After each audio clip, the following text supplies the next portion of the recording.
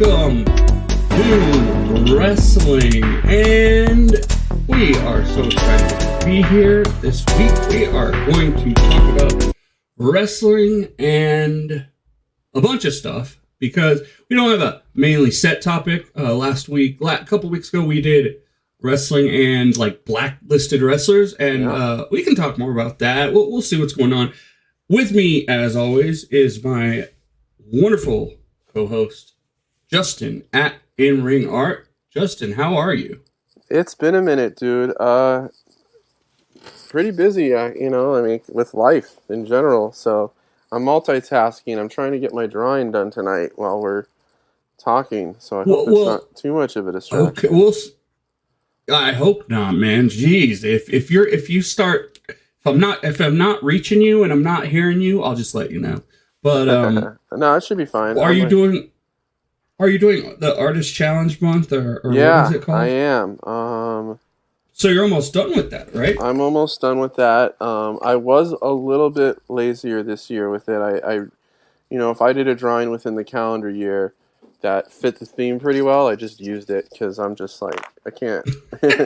If there was one I had that was too perfect, I just did that. I don't care. It's okay. You get to check off a box for free in a way. Yeah. So what is it? The Wrestling Artists Challenge? Sketchamania. What's Sketchamania? And this is something that they have with all types of different art, right? Yeah, this one's this Marge.jpg. She's an artist that she kind of started it. So that's who I'm. Do they do it once a year? Huh? 2023, yeah. Sketchamania 2023. You know what? When I looked up Sketchamania on DuckDuckGo, and you, Justin, are the third result. Really? Yeah. What's DuckDuckGo? I said, that's the search engine. Oh. It's a pretty main search engine. Oh, never heard of it. This is a day 27 King Carino. Yeah, for King. King of Old School. Steve Carino. Okay, there you go. So this is the 2023 edition. So what did you do when it comes to job? 21 job. Did you do the Big Boss Man or what? No, I did. I'll tell you right now. I'm gonna look it up. I did. He doesn't remember people. What did I do for job, man? I'm going to have to look it up on and find it because this guy doesn't remember his own work. Oh, job was Al Snow with Head, Job Squad. Oh, were they called the Job Squad? He did a Job Squad thing for a while. That's kind of funny that looking back, they were called the Job Squad in wrestling. I mean, that kind of makes sense, right? Yeah, and that was... Because they lost all the time. That was in the late 90s when that was barely when the kayfabe terms were kind of just getting to be public. Well, they know. So yeah, that's what I did for job. I see that. Now, I like this one, the In Your House Canadian Stampede. Yeah, people like that. That was pretty cool. That was for House. Okay, House. Well, you could have just drawn the Dr. House, but... And then, you did your collection of masks. Okay, I see. Yeah, stuff like that. Like, I was like, I can repurpose my stuff. There ain't no rules. When you think of the best masks ever, though, does Evil Uno's bleeding mask, you consider that one of your best? No, but I found it. Pictures? One of my best, maybe. It's cool. Yeah, I thought it came out cool. I'm trying to figure out who half these dudes are. We got the Shockmaster. Yeah.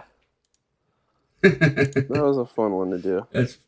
That's pretty great. The Hayabusa one looks nice too. You got the Hayabusa. Hayabusa was good. Oh, let me see now that I have that. Actually, your drawing of Taurus, Black Taurus, is that his name? Yeah. That's pretty good, actually. It was actually a pretty good drawing. He's got a lot of the details. The details. In so the Penta one came out good. El Desperado, Mankind one. I really liked that. I like the Dudley Boys fire. That's pretty cool. Yeah, they're always fire. Like, people really like when I do those kind of real shitty. That I'm doing one's one similar today right now for Faction as we well. speak. And no, this one's good too. The Steve Austin. That's great.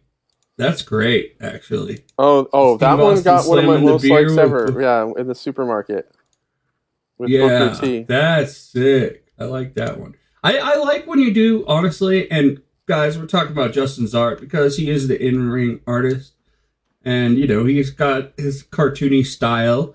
And I like when you do the action ones with, like, more than one or two guys. Well, this is what I'm working on just tonight. look cool. I'm working on DX, the DX Army. There you go. So, the DX Army coming and taking over Monday Nitro or whatever, right? Yeah. Mm-hmm. Who tried that, like, again?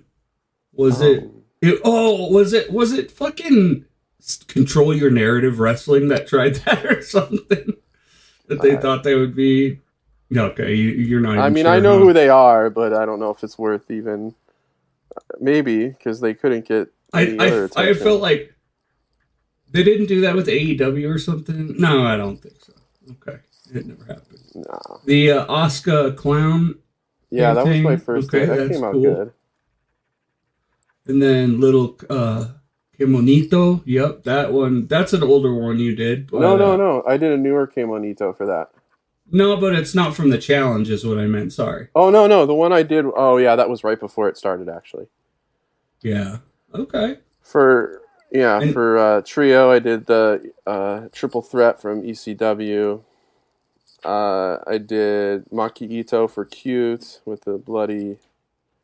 and it was funny, I did for Cat, I did Tiger Mask as Mask. That works. That actually works. All right. Let's talk about some other stuff here. Some side news going on. Did you hear or see anything about New Japan in Vegas this weekend? I didn't hear the results, but ironically, I did watch the press conference because it kind of gauged my interest a little bit.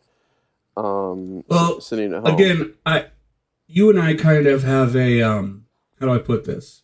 We kind of are pissed that New Japan makes American events pay-per-views. Yeah, but it looks. I wouldn't say pissed necessarily as. I'm pissed. I'm more like kind of confounded by it. I don't understand it, and my feelings are hurt by it. It's really weird. We've talked about that a little too much, but it looks like Fighting Spirit Unleashed is on New Japan World. So it is now. Yeah. Okay. Well, then I might give that a view.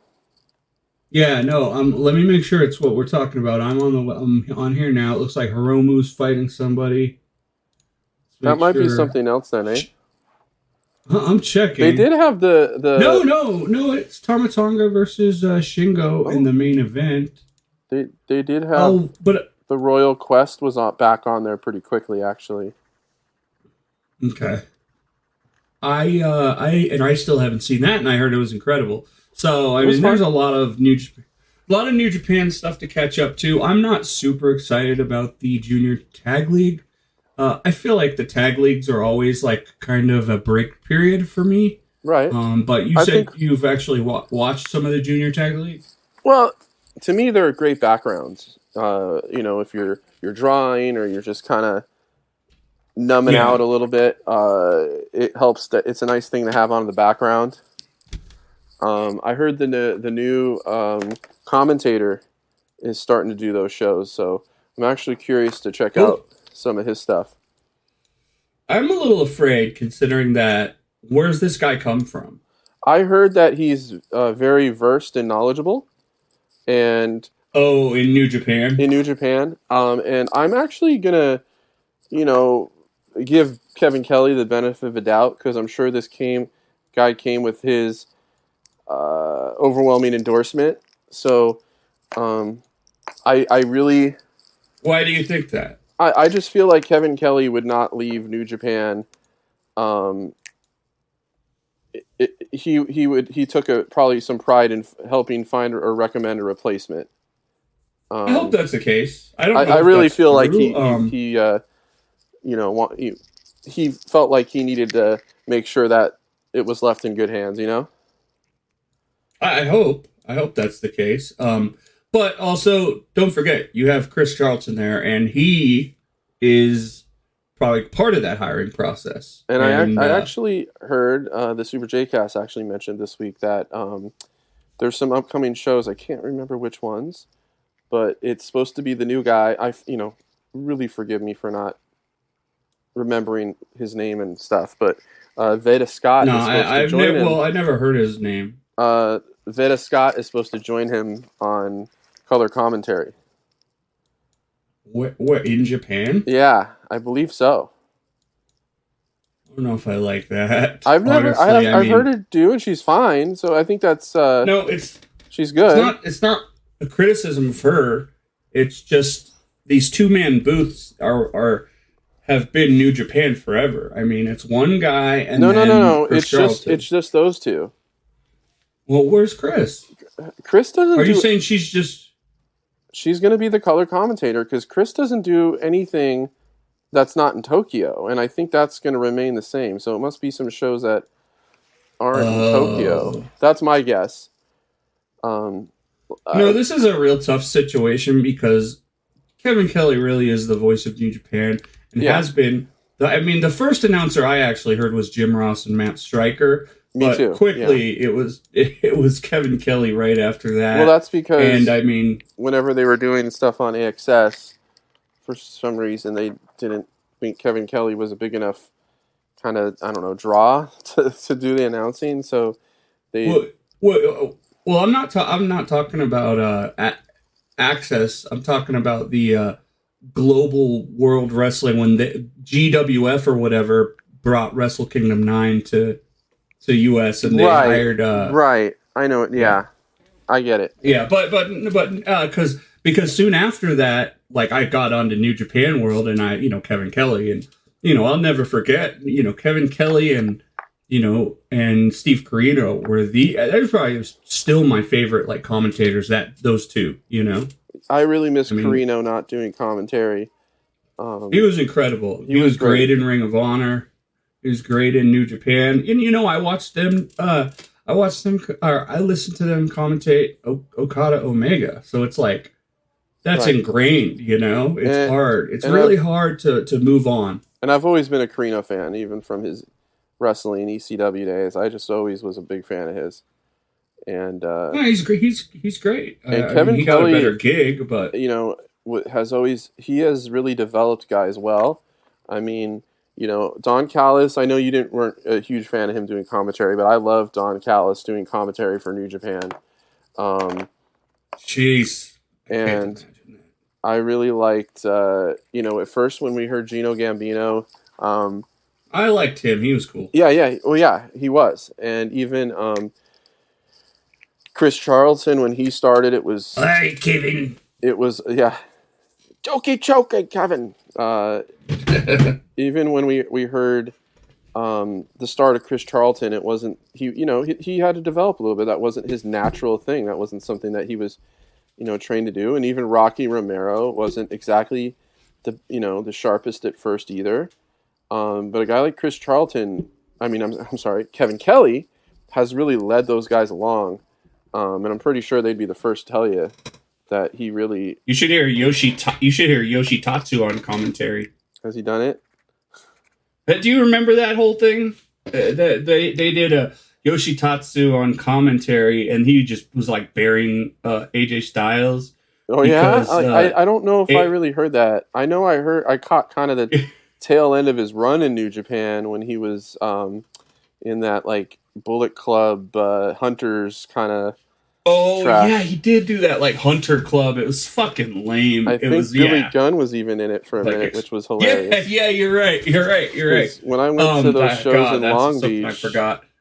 When I went to those shows in Long Beach, one of the matches was, Billy Gunn was on that card wrestling against, I think, Tana for that IC title, and he was wearing one of those Bullet Club Hunter shirts, Club. Which was one of the only things when we had the merch line, the only two things left when you got to the front were It was Hunter Club. Was the Hunter Club and the USA Bullet Club shirt, which everyone automatically Hunter thinks Club. you're a gun enthusiast when you rock one of those. Well, yeah, and I'm looking at it. I looked up Hunter Club T-shirt, and yes, Justin, all the results are gun enthusiast T-shirts. Dear Hunter Club. No, but Dear particularly, I'm really talking in particular with the Bullet Club US. Bullet Club USA treatment, which I thought was I got that shirt. I was happy about it, and I wore it a few times. It's a cool shirt, but it is. No, a cool actually, shirt, yeah. Justin, even wearing my normal Bullet Club shirt, Yeah. like I am wary of that because we're not going to get into politics, but America's very unique in that situation, and we have our own major issues here. So it's like in Japan, it's so novel and like a funny thing. Oh, guns, but like, not that way in America necessarily. So No, yeah. I mean, it's I don't know, dude. I don't like. It's tough. It's just it's a weird thing in America to. Let's just say that you have to be conscientious of it. Yeah. It's not a shirt that you can wear, even if like whatever your like kind of stance is. You know that you can't wear that shirt everywhere. That it's a sensitive, yeah. I mean, I generally will wear it out and stuff like that, but it's just yeah. I'm not going to wear it to the kid's birthday party. I'll put it that way. Yeah, or you're not going to wear it to, I don't know. To church? Well, but I don't really go to church, but I probably wouldn't wear it to church. Speaking of that, yesterday, I went to a Halloween party yesterday. Now, it was at a bar, so it wasn't, what I'm saying. Halloween-themed event. Halloween-themed event. They were giving away a vacation to the best dressed. And, they're lucky this little guy dressed as a killer clown from outer space. Nice. Remember them? Yeah. That B movie. And then he did a backflip. And so, Was that part of the sell, huh? Was that part of the costume, or?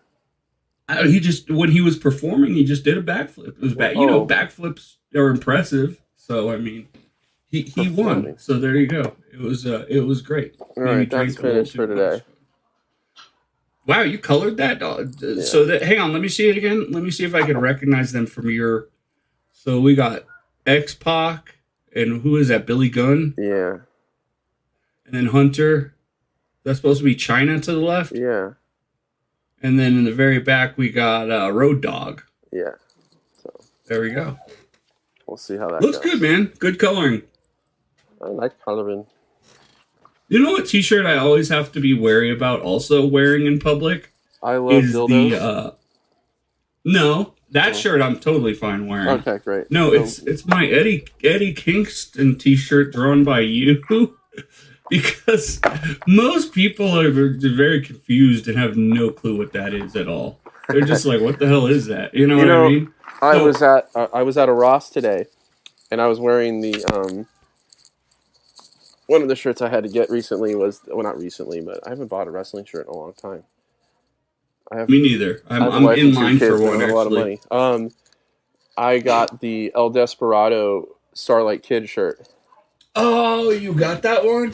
Yeah, I thought that was a cool one. That shirt was awesome. Like it was like a almost Jet Set Radio vibe to it. Yeah. Precisely. Wow, good pull. So I got that shirt and I was wearing it today at the Ross. I got it a long time ago. I didn't get it recently. And I was at Ross and the guy's like, "Oh, what kind of shirt is that? That's really cool." And I said, "Oh yeah, it's it's Japanese wrestling." And he's like, "Yeah, I just really like the style, So yeah, it's cool.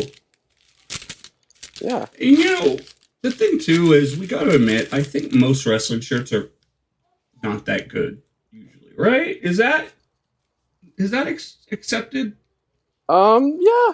I mean, most any of those graphic shirts. I mean, and it's part of the industry too. Like, yeah, bands I guess do it too, but they have their logo. But But yeah, I mean, most of the shirts are black. 95% of them are black, Right? And but some of them are actually really cool. I don't know, kind of works of art. Like some of those, some guys figure it out. I'll just put it that way. I think the worst one I've ever seen though was the AJ Styles. Oh yeah. Cum stain. You know what the cum stain? Yeah. Well, wasn't it like just say Val AJ Venus had one similar to that, so that just tells you. Right there. Really? Yeah, there was like, I want to say it said Venus Envy, or it said I'm coming, or something weird like that. Who knows? And we know that Ted is selling this for like $500. Maybe. Right. That would be a steal right there. I'm trying to look at the vintage T-shirts. Yeah, $500 for the Big Balboski T-shirt. Rock that just top says hello. Ready to unload. God, what's up with these vintage T-shirts? Are ridiculous. Why would you pay $500 for a Val Venus? And then those dudes will wear it too. There's the Venus Envy shirt for $175. Man, it's a bargain. No, man. I mean, to each his own. Like that's. If I had tons of money, I would totally be in that game. Look at George Kittle, and for the Niners, that dude's always rocking some kind of cool vintage wrestling shirt. Guess where he gets them from? Really? Oh yeah, Ted hooks up. Yeah, Ted is his connection. George Kittle. Let's see. There's a picture of him right here, and he's wearing some cool shirt. Hang on. Yeah, I've seen him before.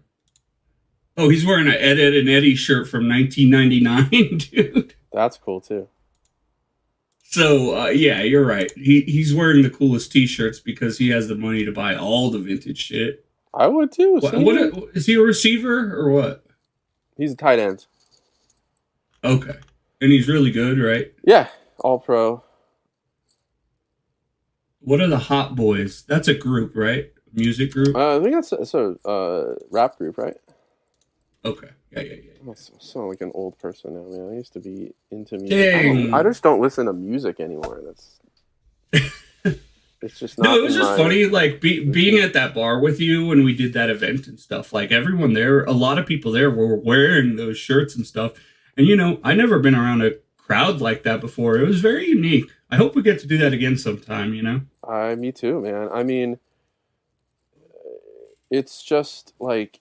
How do I explain it? Like, everyone's got their thing. It's sneakers. It's, the stuff that you're into. Like, if you're into like anime or whatever, that's what you're into, right? I mean, It doesn't. We have. Well, some of the stuff that we're into doesn't cost $500 for something, awesome. But it's a way about how people prioritize themselves. Yeah. Maybe they don't spend as much money on other things that we do, and they save money to do it. Like, you don't know. Yeah, no, for sure. People will, people will have their own likes and stuff and put aside. No, it was unique though. And wrestling wrestling fans are fairly unique on their own. I can't really, I guess just every group is, but wrestling fans, there is that camaraderie. Although one of my favorite, there's this show on HBO. And the guy goes to this professor, a college professor, right? And he's like, how can mankind return? You know what I mean? Mm-hmm. And the professor gives this long-winded explanation.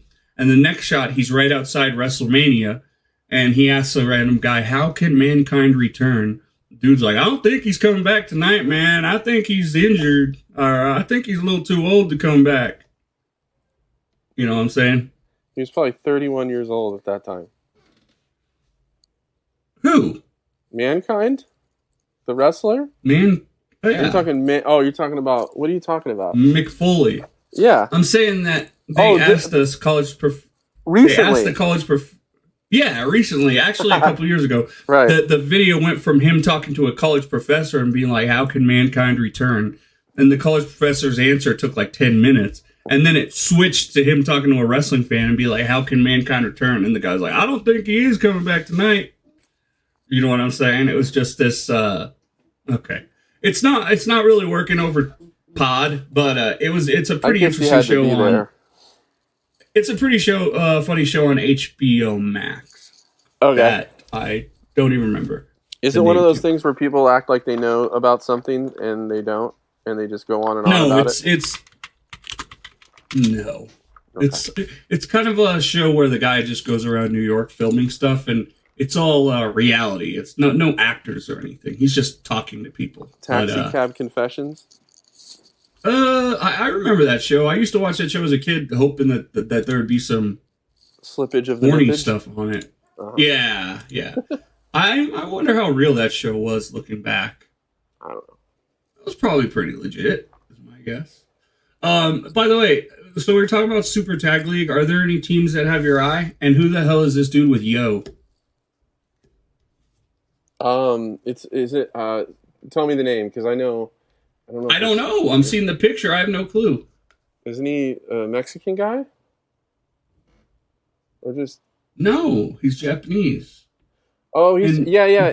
Isn't it somebody from, Dragon Gate or Noah DDT or Noah? I don't know. Okay. And who is El Desperado's partner? It's Watto. Oh, that doesn't make any sense at all. Because they're in different factions. Yeah, I know, but they've been having these things where they've been trying, like, where Watto's been earning his respect slowly. Really? Yeah, and they've had this little kind of bromance story brewing. And it's been pretty entertaining. Okay, I like that. A little undercard bromance thing going, and I guess when he finally agreed to be his partner, he just, like, shook his little pinky or whatever, but... So there's been a lot of that kind of thing. I was pretty disappointed because I heard that Connemara fucking turned on just 5 guys. Yeah, that was the thing that happened about a month ago. That was kind of cool, or just interesting how is and that different. cool? Connemara. No, you're right. But I mean, it was just something a little interesting and different. What's his nickname? Connemara, like the Master Heel or whatever. No, it's the Master Heel is what's his name? Toriano. No, it's not Toriano. It's isn't it what's the one that comes out with Gorillas of Destiny? Oh, Jotto. Jotto is the Master Heel Master, right? Something like that. But you're right though. Connemara does have something like that, like a bad guy type of deal. But it's just made me sad because he had this. He is a likable wrestler. He really is. Connemara is actually great. He's more of a scumbag heel, though, I think, with the whiskey and all that, He couldn't. Okay, now I'm remembering what I just saw the other night, dude. Okay, here's what I just saw the other night. You just brought the... Okay, Connemara pulled out the whiskey, okay? Yes. And he took a huge slug. And then what I think happened is Yo kissed him, sucked the alcohol out of his mouth, and then spit it into another guy's mouth. Oh, that's right. I heard about that. He snowballed him.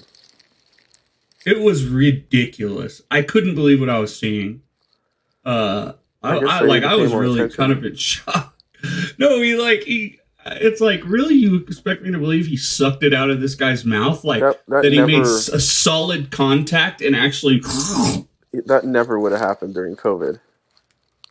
Oh, fuck no. No, that would not have happened during COVID. But I was just like, it was that... I don't know if it was cool or kind of cheesy. I'm not really sure what to think. I'm not really... I could see other guys being like, oh, that's gay, you know what I mean? But I don't care about that. I was just a little like, wait, that came out of nowhere. I mean, didn't Tony Storm just do that to someone else? Mm-hmm. Yeah, she kissed her. She kissed Saraya. Okay. Should wrestlers be kissing?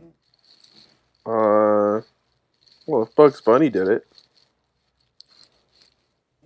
Moving on. So Connemara is back to being a dirty heel. Well, I mean, Bray Wyatt used to kiss people. Yeah, but on the forehead. Yeah, a kiss is a kiss. It's like a forehead kiss is like what your dad gives you, unless you're Tom Brady, your dad ain't kissing you on the lips, So, okay. It's just a side note.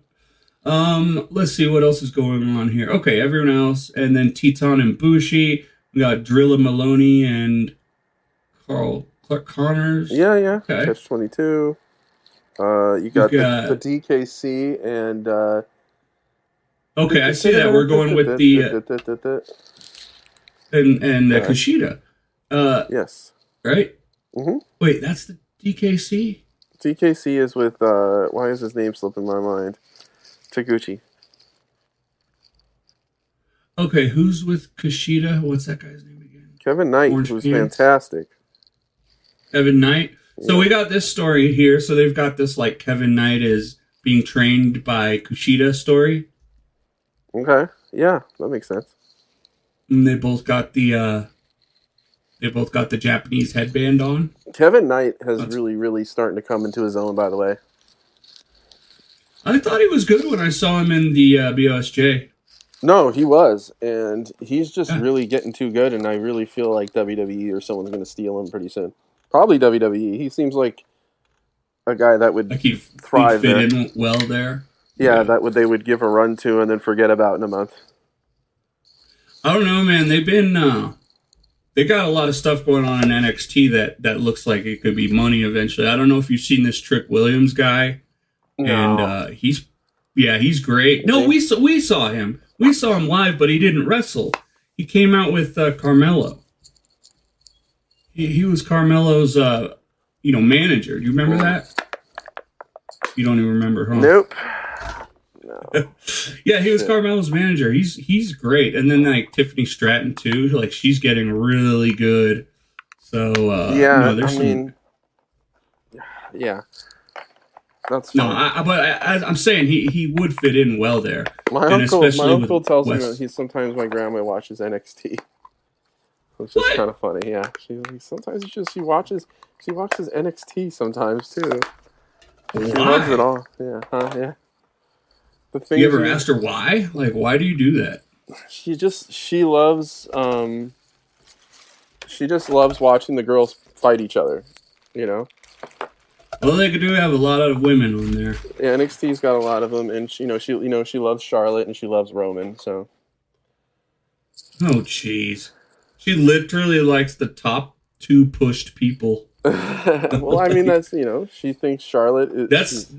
and she likes Shotzi. She's funny. Oh, boy. But Roman's her boyfriend, as she said. I actually think Shotzi is... You know what they say, that anytime you talk about someone, you have to assume they might be listening to you. But I do think it's really nice what she did for her friend with cancer. I thought that was a heartwarming story. It was her sister. Sister? Yeah. That's rough. That's real rough. That's really rough. Listen, Shotzi is one of those people, like, in the ring, there's some recklessness, there's something missing here and there, but she is just a ball of energy, and I like seeing her on screen because she's just got so much enthusiasm and a lot to offer where it kind of makes up for that. I see what you mean, because I mean I still don't know why these people didn't get brought back to the WWE, but like I really liked the Iconics because they were funny as hell. They were not had good some personality, in the ring. They were funny. At least they could have been managers. I'm still confused how they never got pulled. I figured like they would be pulled back when Triple H took the power, but maybe they didn't have a relationship with them. And I think they were like one of the first tag team champs too. I think one of them was married to Shawn Spears, right? Yeah, Cassie Lee, I think is her name. She's had a baby or two. I don't know. Yeah. So maybe they've moved on in that way. Although neither of them are really wrestling, so it's like... Well, yeah. I mean, they weren't going to be ones that were going to, take up indie spots or anything. No, but it's just weird because, like, with the women in WWE now, it's like... Someone I really don't like is Chelsea Green. And, like, I just think, like, I don't know. It's like... I think that's a spot that could be better used. I don't think she's funny. I don't think she's a good wrestler. She's a joke character. Do you even notice her? Do you even watch enough WWE to notice her? No. I mean, I know of her. I know who she is. I've never really seen her before or anything, so I can't really... She was cool when she had her gimmick in Impact as the Laura Van Ness, where she had, like, the lipstick all messed up. Oh, okay. You remember that? She was like... it was kind of cool actually. Half her body was like a bride, and then half her body was like all messed up. And so she was like the bride who got stood up kind of deal. It was her gimmick. Okay. She wrestled in All In. Hmm. But like I said, it was just like it just, I don't know. There seems like there's a better Right. spot. Other things to talk about real quick is MLW falling apart. Now, neither of us has probably barely watched any MLW, right? I've watched it a few times. Have you? Never. I don't think I ever. I know my uncle from time to time says he's watched it, but not really. Where is it? Is it on? Is it like you probably have to have a certain station? Whatever. It was I on. think It was he gets on it on his like cable. streaming for a minute. Oh, really? Gets it on cable. He gets it Yeah, on because cable remember somewhere.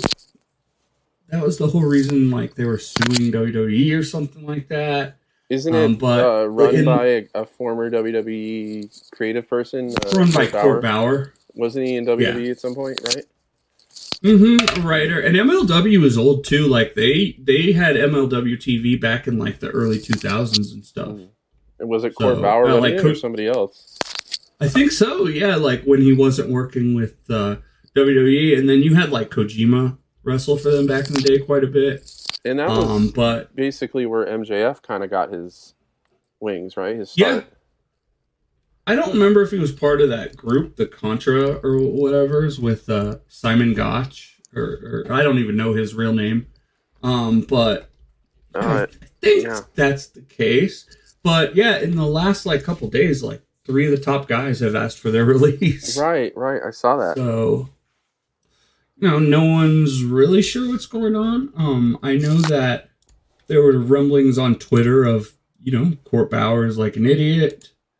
And I don't know. So I guess more where that came from. We'll see what's happening. But yeah, I that's just wanted to bring that up. The other thing is that I heard that Hinare took 6 hurricanes to the head.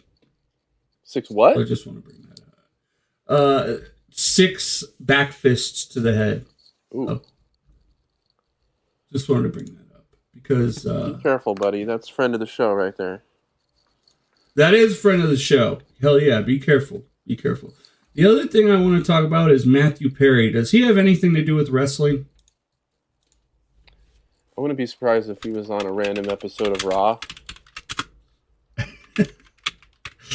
As a guest host during that era.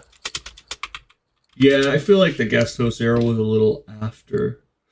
WWE official pens down an emotional note following Matthew Perry's. He's a hockey guy, and Mick Foley. So Mick Foley knew him or something like that. That's not surprising. Okay. I mean, he's a guy that, that show is one of the most iconic television shows of all time. And, all the people there that were on that show, albeit, not the young people David that were once Schwimmer, on the show, they're still not to the level where they need to be worried about dying at a certain age. No. Well, you would think that, although to be fair, as messed up as it is, Matthew Perry abused his body. Oh yeah, he definitely. I'm just saying, age-wise, you're not usually worried about. No, you're not worried about. I agree. And he's a guy that went through a lot and seemed to be like those days were behind him. But as we're starting to find out now, sometimes you do get better and you stop doing what you were doing, but the damage to your body is only so reversible.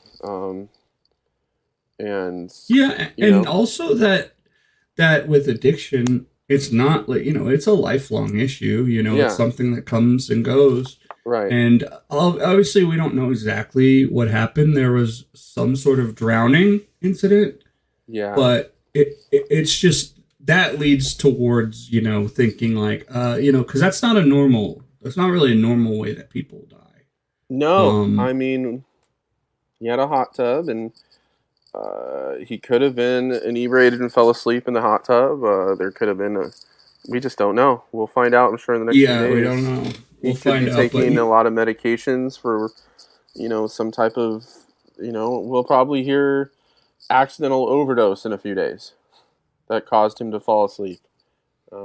yeah, Who knows? yeah, I could see something like that. But yeah, Mick Foley, yeah, and actually, I just actually was pulling up my podcast and looking at Mick Foley's podcast, and it said like, oh, we released this right before Matthew Perry passed away, and it had a note from Mick Foley. So yeah, you're right. If anyone, it would be Mick Foley too, being such a friendly guy. He's probably has some great relationships. Yeah, or probably a guy that enjoyed the show Friends. Mick Foley seems like too. That's true too. Yeah, but like you said, like we all watched it. I mean, sure. This was back when everyone watched TV, and like Seinfeld and Friends on Thursday nights, man. Thursday night. What was it? What is that block called? Must See TV. Yeah.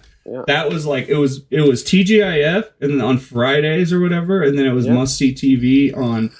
Those were like everyone watched that, and if you didn't watch it every Thursday, you for sure watched the reruns on Fox every day at like 3:30 p.m. or whatever. So, in syndication, if you will. Exactly. So yeah, well, not quite wrestling related, still a big deal. Did you end up watching anything on Collision? I need to. I heard that the Kenny MJF match was fantastic. So I've heard a lot of people like. I've heard people say like, "Oh, why are they giving us this match? That's horrible booking. You shouldn't give us this match." But at the same time, it's like, aren't you happy you're getting the match? I mean, I see both sides of that. How do you feel about that? You would think that Kenny would be one of the first guys that you would eventually end the run with Kenny, because with MJF, because when you really think about it's the streak, right? And that would be a guy that you'd want to have the title for a while, and he's a guy that you always want to have, protected, if you will, and just be one of your top guys that can win the world title at any time. So I see that, and plus Kenny is, high mileage and probably in his late 30s now, and MJF is still not even close to 25 or 26. He's 40. He's 40. Kenny Omega's 40. He just turned 40 a couple days ago. Wow. Well, there you go, man. Finally cross that bridge, man. It's one of the hardest parts of being a wrestling fan is watching your favorite wrestlers get older just like you do. And quickly. I mean, 10 years ago, this guy quickly was too. The talk of the industry. I mean, that's an interesting question right there. 6 years ago. Do you think if he stays in New Japan, he's a bigger star than now? Who? Kenny. Can he? Oh, nowadays? No, I don't think so. No. Kenny would be a multiple-time IGWP champion and maybe champion. Doesn't mean he would have. Right now, that doesn't mean he would have been a bigger. Well, I mean, doesn't mean he would have been a bigger his star. Wrestling credentials, I think that we've seen that in New Japan. Like, there's so much stuff you can do until it's time to move somewhere else. I mean, some people haven't done it. Like, Nakamura could have been in Japan for life, right? He could have. Oh, yeah. And you got your Okadas, you got Ibushi, who we thought would be in Japan forever.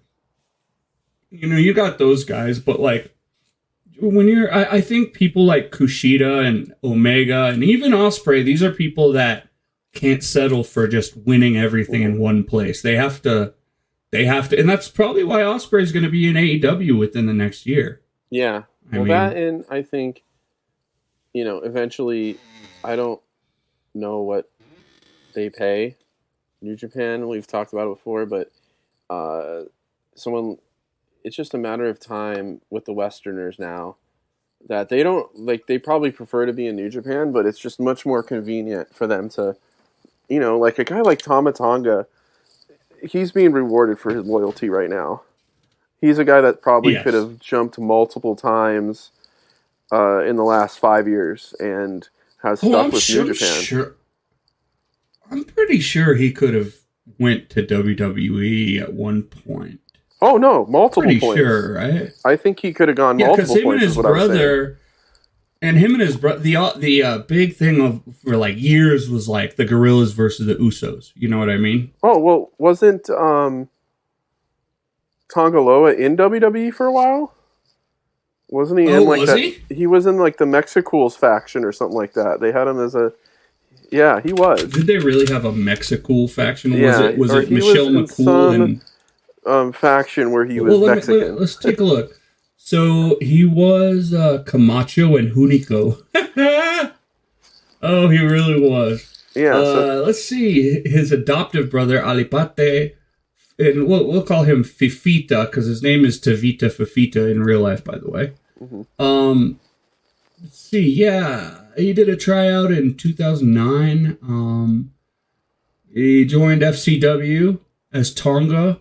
March, he became known as Agent T. Okay, then in the December 15, 2011 episode of Superstars, Fafita came to the ring as the new enforcer of Hunico.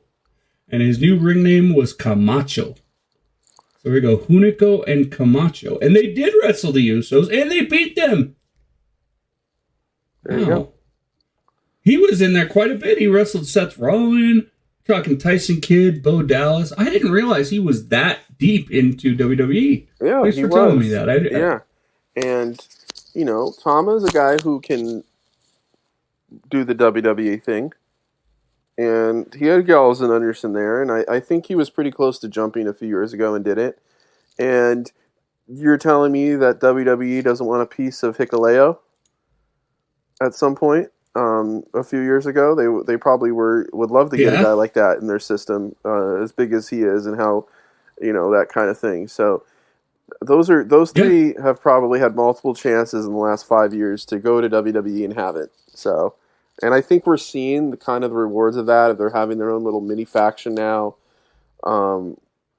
and they get to be baby faces now too. They get to sell more merch, and they've all had gold at some point in time since they've been in New Japan. Although one of them just lost that to Shingo Takagi. Although, let's be honest, here Shingo should always have a belt, in my opinion. He always should have. I'll listen to that. Belt. Yeah, sure, definitely. By the way, I wanted to say this real quick. This is some interesting trivia. So, Camacho, which is it's just Tongaloa. He wrestled with Hunico, and then Hunico went on to play Sin Cara with Samurai del Sol.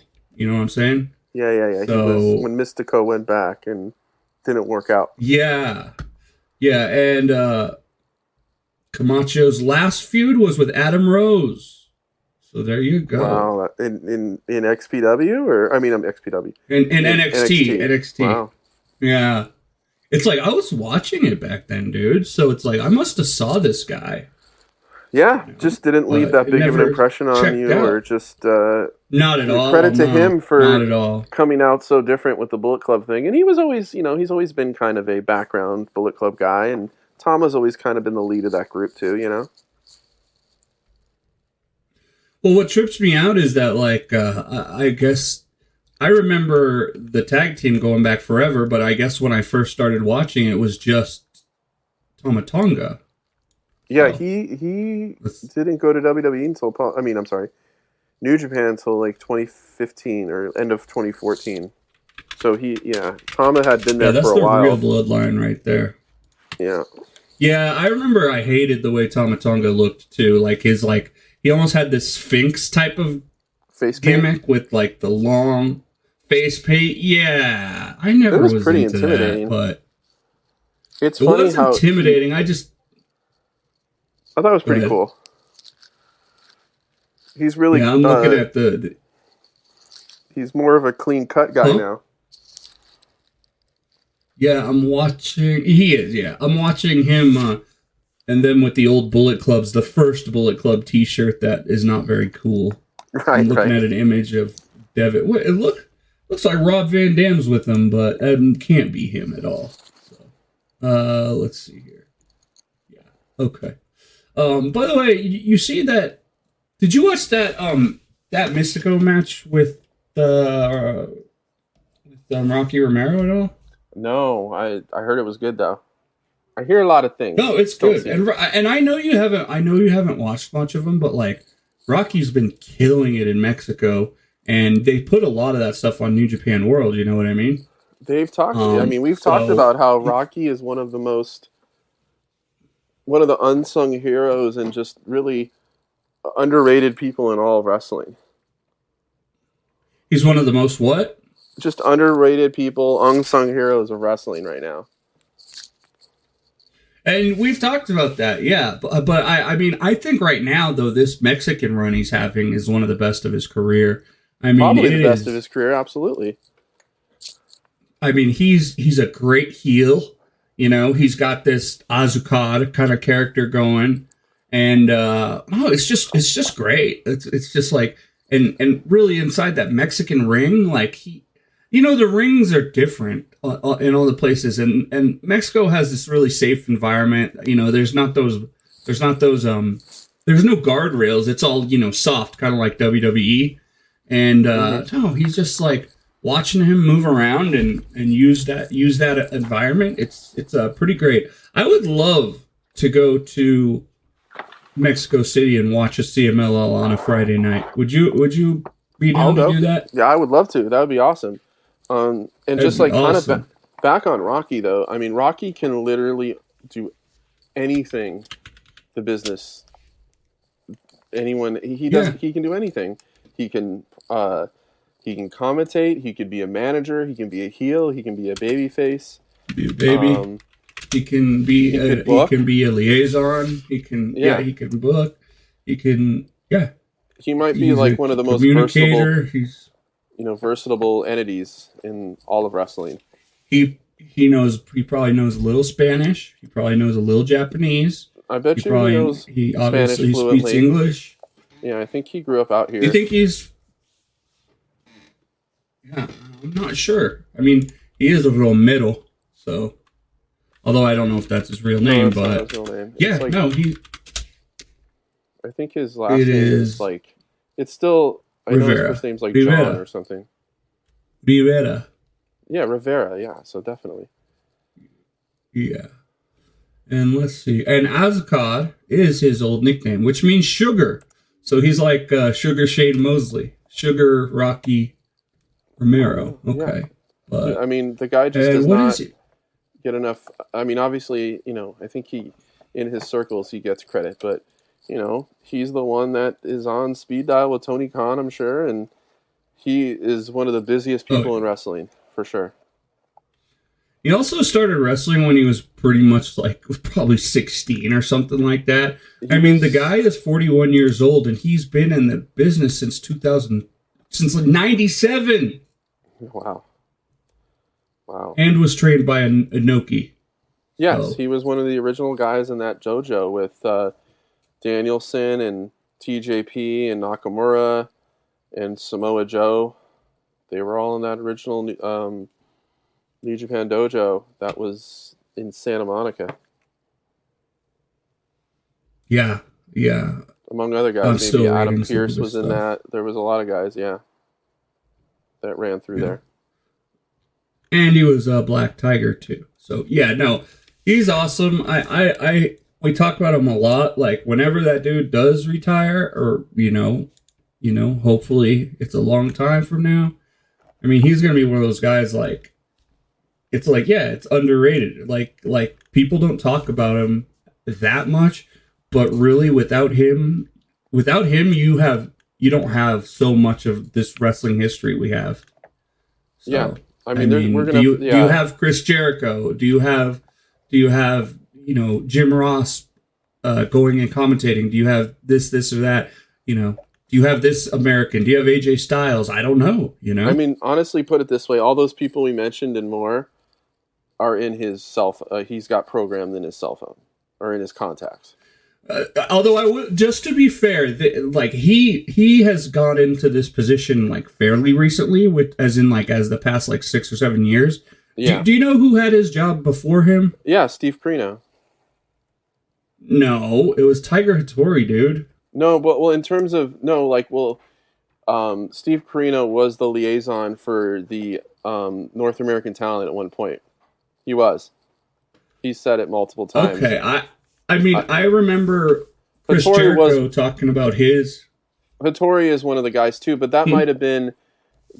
There probably is an overall period where Hattori was the guy, but I think it also might have been a transitionary stage between. Hattori was probably the guy in the '90s too. Yeah.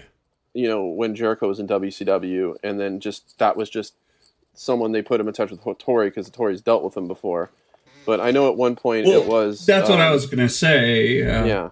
At one point it was Carino, because Carino was I don't remember what podcast. He might have been on a Jim Ross's podcast, I don't know, 10 years ago or less, talking about how he's put in the most trips to Japan out of any American wrestler at one point.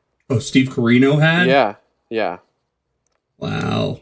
At one point. Believe it or not. Pretty intense. He was the guy. I wonder who that guy is nowadays. Probably Will Ospreay, but he's not American. So there's probably been so many guys now in terms of... Juice. Yeah, I mean... Juice Robinson. Jay White. Jay White lives in America. He might be the one who's traveled the most to Japan. Jay White, who knows? At one point was at a Japanese residency. I know Cobb does, but... Yeah, until he... It's kind of funny, you get someone like Hanare, who was like, I'll never move to America. And then you get someone like Jay White, who's like, I'm immediately moving to America. I guess it's just... in a way, I don't blame either. I can understand both sides of that. Oh, I totally can. America. I mean, I'm not going to speak for Hanare, but there's other things. Hanare, we can tell, is not, understandably so, not a fan of America in terms of just like the overall. He's also not a fan of having indigenous people's lands taken over too. No, and which honestly, I get it. Yeah, part of our history and part of New Zealand history as well, which absolutely there's been a lot of injustice done there, and obviously he's someone that has a very close connection to his people. I'll put it that way. Mm-hmm. Yeah, you can see it on his face. So now we just gotta yeah, exactly. Now we just gotta get him on an interview like that. So look, before we get out of here, I'm gonna show you what I bought. Okay, do you see this? Hold on, I'm sorry, I'm still looking at a picture of Rocky Romero. Yeah, you got, it looks, yes. See that? So it's a screen. Each one of these is a screen. Uh-huh. You know what I'm saying? Yeah. And they're buttons. So I can program them for anything I want. And I can program the icons. I can make my own icons or whatever. And so for streaming for us, I can do sound effects on here if I want or whatever. I could even do our music, so I can start our music running, blah, blah, blah, and then we can hit it live. So, and then for streaming and stuff, I can switch camera angles. You know what I mean? Right. I can put a camera up here and put another one there. So it's $150, and my coworker gave it to me free. Wow! How did that come about? Yeah, because he said he bought a whole streaming deck and streaming kit to play racing games online. Mm-hmm. But he realized he'd rather just play the games than stream them. Oh, well, that's it. So very you win. Very cool. So that's what, yeah. No, I'm happy. Well, I think I'm gonna go watch Collision then, man. I think I'm gonna get out there and watch Collision. I'm glad we got together. I know this episode was a little discursive, a little all over the place, but we just wanted to get back in the groove of things. Yeah, I like it that way. It's more natural conversation, and I got to get stuff ready for the morning. Because when I wake up early, I have to get my shirt ironed and, kind of just get all my clothes laid out. So it's just... You got to get your shirt ironed. Well, I wear button-up shirts to work. I guess you work in an office place. Yeah. I don't wear like anything fancy, but I do wear a button-up shirt. I don't tuck it in or anything, and I do usually wear sneakers. Dude, I'm so lucky. I don't have to iron clothes anymore. When I umpired, I had to iron a lot. Baseball, you're supposed to look perfect, so yeah. But you have to have like a crease in your pants every time. But so you got to iron some clothes. Yeah, just iron a shirt and just kind of lay out my clothes for the morning, and it's all about making the morning Good. faster and easier. So I'll spend No, I'll be I agree. late. I have my morning system too, man, and Yeah. it's also to make it faster and easier because It's I don't like shower, walk waking the up. dog, shower, get dressed, walk the dog, and get out. That's pretty much what I do in the You're a morning. morning shower guy? Oh yeah, I mean Do you definitely. go straight to the shower when you wake up? No, I wake up and I go to the bathroom, and if I have to do anything, I'll go to the bathroom and I'll brush my teeth, and then I'll get in the shower. Do you wake and how long until you're actually starting to have mental clarity? About noon. Immediately? No, Or does um, it's after the shower? it really depends. There's some days where I'm. I feel like I need about a good half hour. Well, that's the thing is I'm one of those people. People talk. Yeah, I like go to ahead. wake up a little earlier because I like about an hour to get out of the house. I know some people 5 a.m. comes or whatever, they're out of the house at 5:30. Like I can't do that, so I have to get up, brush my teeth, and That's how I am. I like 20 minutes. 20 minutes. And I like to take my time in the morning. So I'll wake up a little earlier that's good. just so I don't have to rush myself. And I like to get to work early. You know me, like just in that brief time, I like to be early Oh because yeah. I know it's one of the things I can control, and I always stress about being late, and I hate when things take long. I hate rush hour. I hate traffic. So my thing is, you know what? Leave No, before the I get traffic you on starts. that. So yeah, Smart, man. Smart. And then you're taking care of the situation instead of being stuck in fucking traffic, looking at your clock constantly, stressed the right. fuck out. So I'd So, rather just avoid yeah. it. Or if I am caught in traffic, I have plenty of time to get somewhere, so I'm not stressing about it. Yeah. Unless you're taking the train, in which case you're not too worried about traffic. No. But you know, there's delays here and there, but that's why I leave in plenty of time and get to work a little early, and I get to kind of settle in, and no one else is there, and I go get my coffee and look out the window and just kind of ease my way into the day. Yeah, I'm not gonna lie. I get to work pretty early now. We start at 4. My ride gets here at 3:30. We're at work at about 3:35 because I live next to my work, and he sits in the car, and usually I use that time to go because I'm taking over other people. You know what I mean? I usually use that time to go communicate with them and bullshit with them and say, what's going on today. So, it's so that I don't get there and then they leave immediately and I don't know what's going on. So it's kind of a handoff. I'll tell you this, man. I actually set up a whole system at my work where we're keeping track of tools and stuff, and they were like really appreciative. And but I was not able to get that promotion. So this goes out to everyone. I was not able to get the promotion, man. So that Hey sucks. man, when it's It's my fault because I don't have a car. Oh really? Is that what it came It was down meant to? to be, and and it sucks because everyone wanted me to have the job, except the main boss was like, "Look, he's like, I wouldn't mind starting at 6:30 that much, but he's like, but like other people will want to start at 6:30 too. He's like, no one wants to come in at 5:30. He's like, so I just can't make any exceptions for that. I was like, I get it. He's like, if you get a car, that job is yours. Well, there you go. So that's I know yeah. that you So I've been saving. I've finally been saving up again. right. I've had the means at one point, but I just didn't. So I I'm remember close you to there looked pretty again, hard and for a while, and I think you got a little discouraged. But I got a little discouraged, and then I ended up going to LA right after that too. And I just said, "Fuck it, I'll just spend." I went to LA, and I didn't have to worry about anything, and that was nice. Yeah. Right. When you're ready, you're working your way. Yeah, I'm saving. I'm saving up again. So, yeah. But luckily, I have a workplace where we can talk about that. At least. That's cool. Whereas I'm not freaked out about it. We're actually open and talking about it. So, anyways, maybe I should save some of that stuff for after the show. Justin, thank you so much for doing this show with me. Yeah. Thank you for having me. I'm gonna go watch Collision, and you are probably gonna start getting ready to go to sleep soon, right? Hell yeah. All right. Well, you wrestling heads, you crazy freaks that listen to us, enjoy your time as well, and we will see you guys later. Say something.